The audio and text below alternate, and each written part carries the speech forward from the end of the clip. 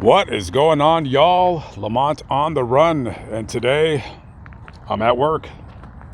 Same job, different job site.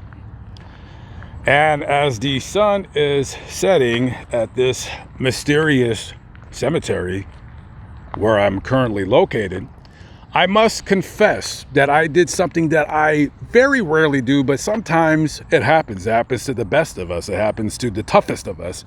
And that is I got a little bit verklempt. You know what verklempt is? When you're getting upset and then you gotta kind of, because you're gonna, you know what I mean? You know what I mean. I got a little bit verklempt at that grave over there. I'm not gonna say who it is. You're just gonna have to watch my other channel. The video will be up eventually. I'm pretty caught up with videos right now. But a thought occurred to me as I was talking about that person's story. And the thought was that we all have a story, good or bad, and that's kind of the motto of my channel is I cover bad graves, good graves, happy graves, sad graves. Not really too many happy graves because people just ain't gonna click on the video. You guys, let me tell you something about you guys. Let me tell you something about you guys as a whole, as a collective. If I went to a grave of somebody who lived an explanatory life, he was very giving, he didn't smoke, he didn't drink, he didn't swear, he went to church 3 times a week, he raised 2 boys and 3 girls, and everybody loved him, and he lived to be 85 years old and just made a success out of himself. You guys, you know, we don't care about that. And I'm including myself in that. We don't care about that. We want to hear a bad story.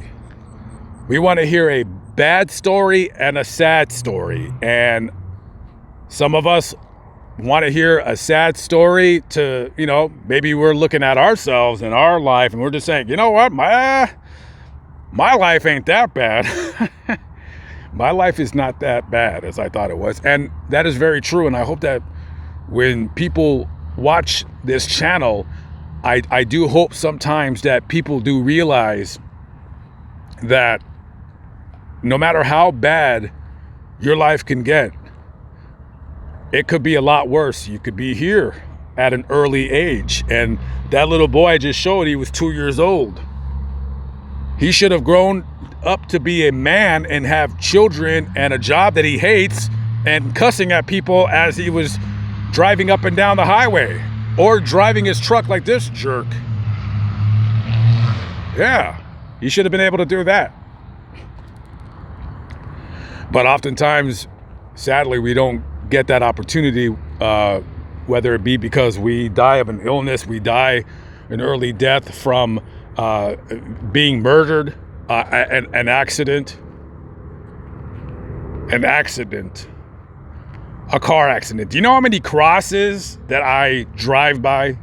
Oh, all the driving that I do across on the side of the road. That's why sometimes I do like the roadside memorial. I just do them on occasion to say, hey, slow down, put your seatbelt on. You know what I mean? And man, let me tell you, I see all these kids and they live in these small towns with these stupid trucks. And they're just driving them like jackrabbits, just doing 70, 80 miles an hour. And, you know, I look at these kids and I'm like, are you going to be the next cross that I visit? Because they just drive stupid. And the people that commit, crimes, these atrocious crimes, these guys that kill their families, and then I do the great. So basically what I'm saying is we love a bad story. And my channel is probably 99.8% sad stories or bad stories or horror stories or whatever. It's that genre, and it's what I chose to, when I did YouTube. I didn't really choose it. I started doing videos at cemeteries because I was interested in them. I always love cemeteries. I love the the older graves probably more than the newer ones because there's history behind it. But oftentimes those stories are often difficult to look up.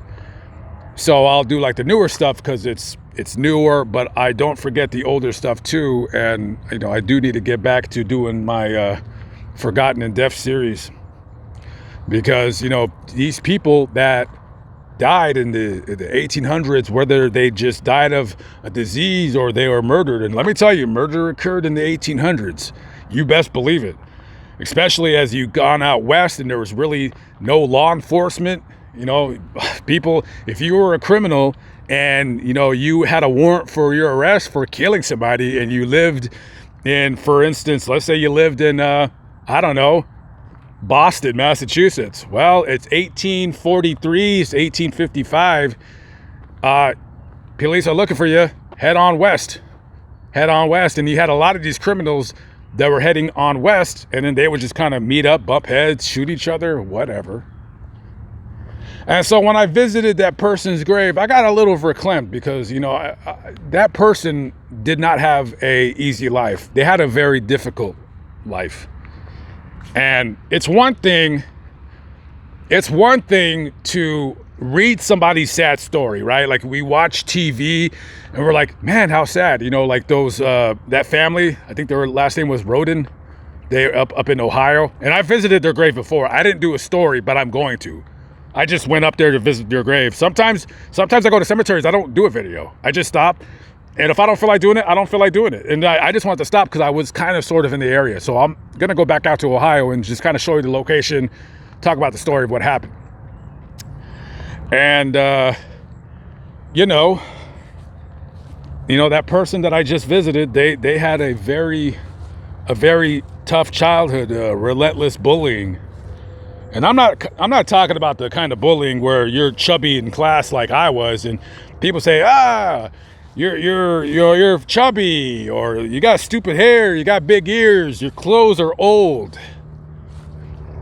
Those kids didn't know at the time that it wasn't necessarily because we were poor. I mean, we weren't that poor. My mom could buy me clothes. I just didn't care. I just didn't care about my appearance. I mean, I started caring probably about the 8th grade. So the 8th, 9th, and 10th grade, that's when I started dressing better. But, you know, when I was in the 7th grade, 6th grade, I didn't really care. But it's one thing to talk about a sad story. It's another thing to go to the grave. It's a different feeling. It's just a different feeling. That's why, you know, when I made that video about the Girl Scout murders, where I had Mobile Instinct take me to the location, which is not easy to get to. I'm not going to say we hiked for an hour, but I think it's a 30-minute walk through. You got to walk through the water. You're climbing up the side of the hill. Yeah, it's not easy to get to. And, you know, it was my pleasure to go with him. And the only reason why I had him take me out there was because when... I don't even need to say her name. I don't even care. But you know who I'm talking about when she made the video about the Girl Scouts. And then, you know, she was like, oh, by the way, you want to hear an April Fool's joke? And when I listened to that, I was at the grave of Lori Lee Farmer. And guys, you're not going to understand. You're not going to understand how I felt at that moment unless you were there. To listen to, and you know what, honestly, to tell you the truth, yeah, I wanted to call her out, and I'm glad I did, and I would do it again. And I don't care what kind of hate comments she received on that video from people from my channel. I could care less, because she deserved every bit of it. Because let me tell you something about these true crime YouTubers. Like I said, we all love a story with a catchy title and blood and children on the thumbnail with blood. Yeah, we like that, right? But these YouTubers, these Facebookers, whatever, TikTokers, they do these crimes stories, and sometimes they get desensitized to it, which is fine. Some of them make jokes and whatever. You can make jokes. Hey, if anybody knows me in real life, you know that nothing's off limits to me. I joke about every and anything, but it's a different feeling when you're here and you hear somebody saying something stupid and you're standing at the grave of a girl who was brutally raped and murdered. You know, R-word. Looks like he got his dog on there. He didn't put his picture, he put his dog's picture. Okay, I get that. So people love their dogs. Oh, I guess it's a family affair. The cat and the dog. Okay, I get it. That's interesting. I've never seen that before. I mean, I've seen the dog and the person together, but so you know what I'm talking about, guys. It's a different feeling to do videos at the cemetery versus, you know, you're at the place. And, you know, listen, I don't hate on anybody at all. You know, get it how you can get it. You know what I mean? But I don't know. It's one thing to read up on somebody's life and their history, and then, you know, you're like, okay, you know, you read for a little bit. Sometimes graves, to me, when I do them, it's more of me talking than really, you know, regurgitating the facts, because in this case, there wasn't a whole lot of facts about this person. It was just my observation about them, really. And when I got to their grave, I felt very sad. I got verklempt. It happens to the best of us sometimes, guys. It happens to the best of us. And I tell you guys, I'm going to end the video. Let me tell you this. I'm going to end the video. Check out these cool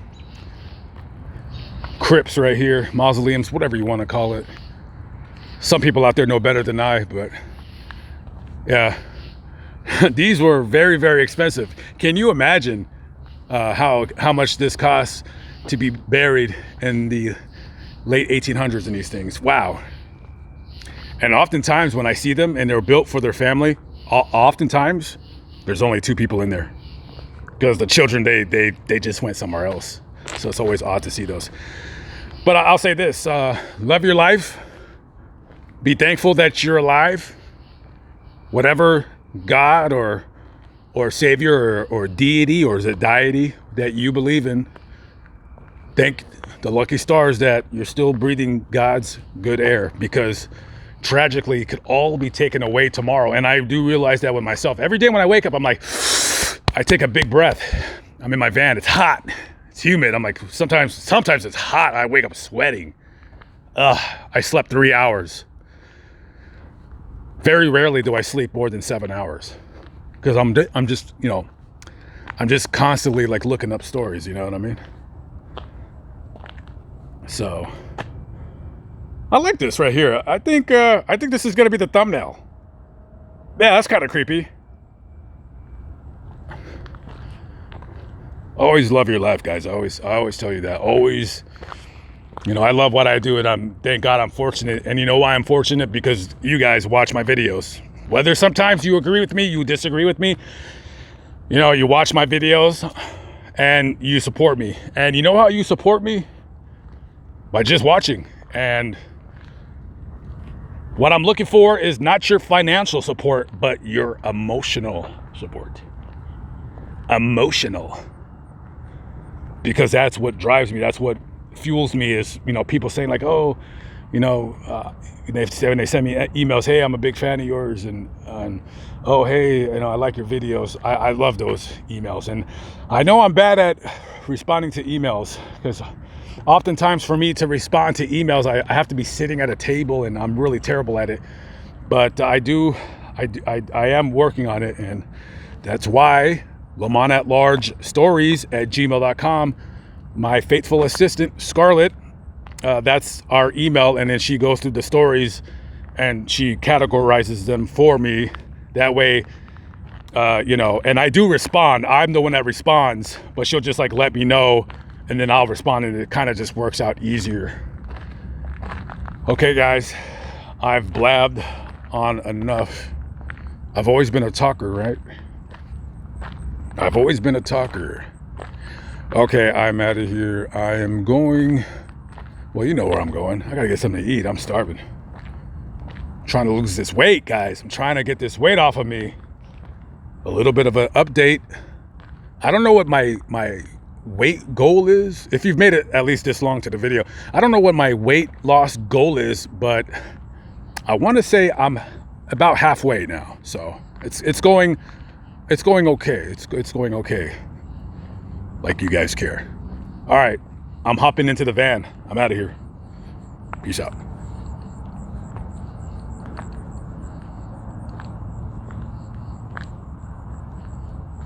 Maybe this should be the thumbnail.